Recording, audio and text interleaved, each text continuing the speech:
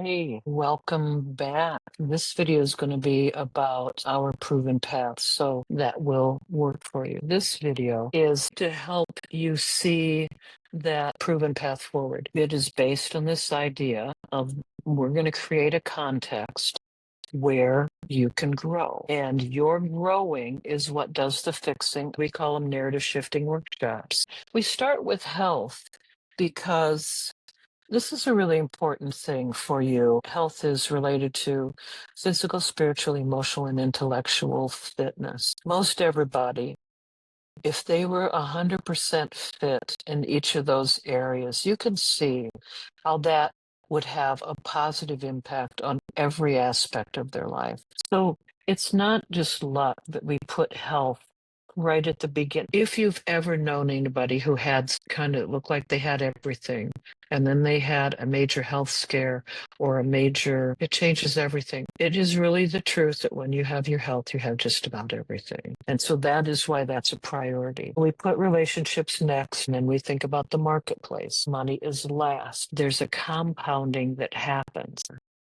They all work together.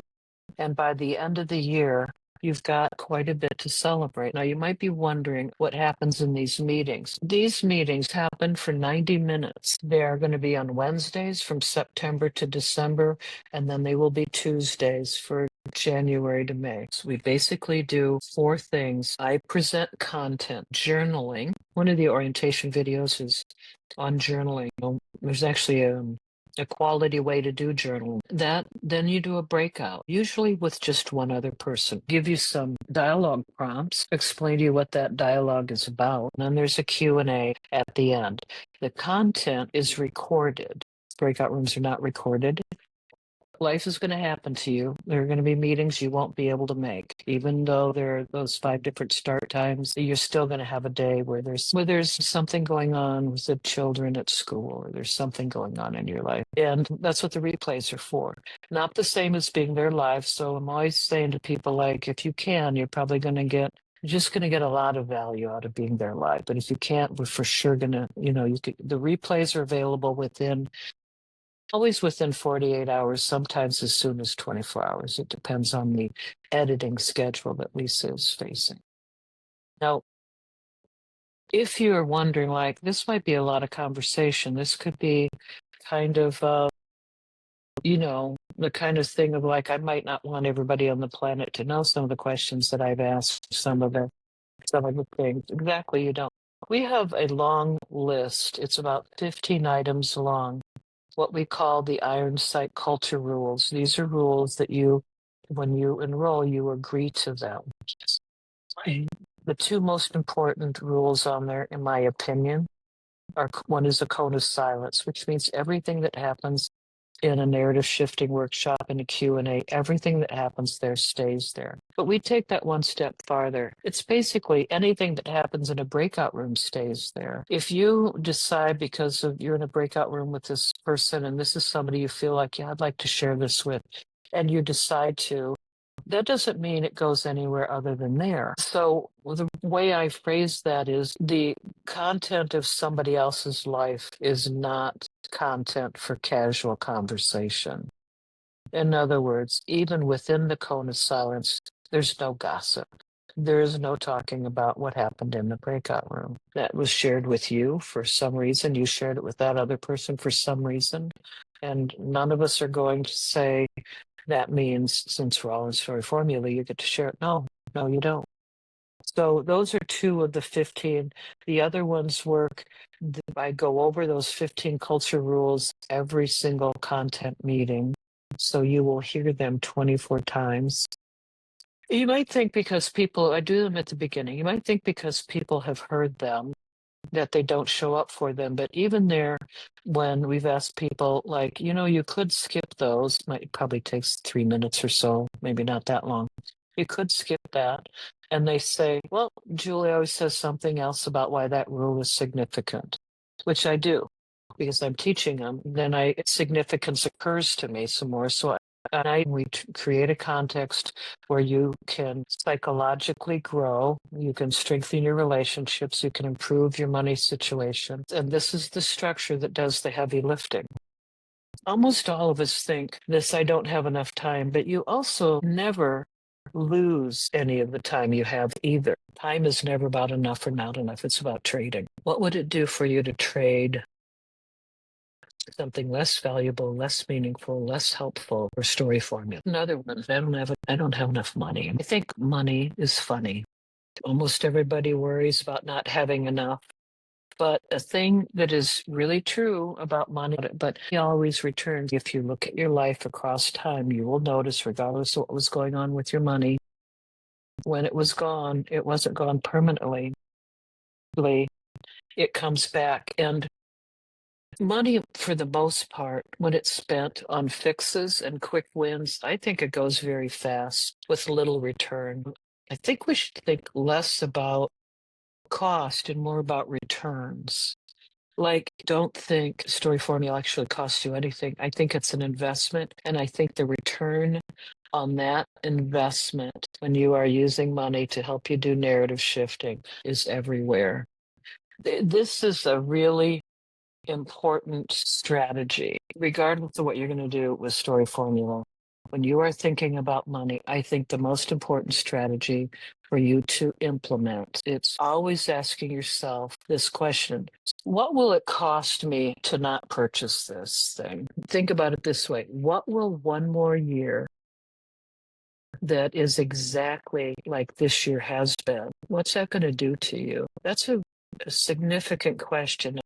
You can't stay at the same level psychologically. So, what will one more year cost you if you don't engage in some kind of systematic personal development? Atrophy is expensive. Okay, let's say you're saying to yourself, I don't think my spouse is going to understand. Your personal development will always be good for your spouse ultimately. And you already know this, but let's just run it through a little fact checker. Take a look at your physical fitness. If you were physically fitter, is that good or bad for your spouse? It's better. We already know that. If you were financially fitter, is that good or bad for your spouse? We already know that's better. Any kind of personal development, personal growth, ultimately is going to be good for your spouse. You should never be asking for permission to grow, right? Nobody can stop you from growing.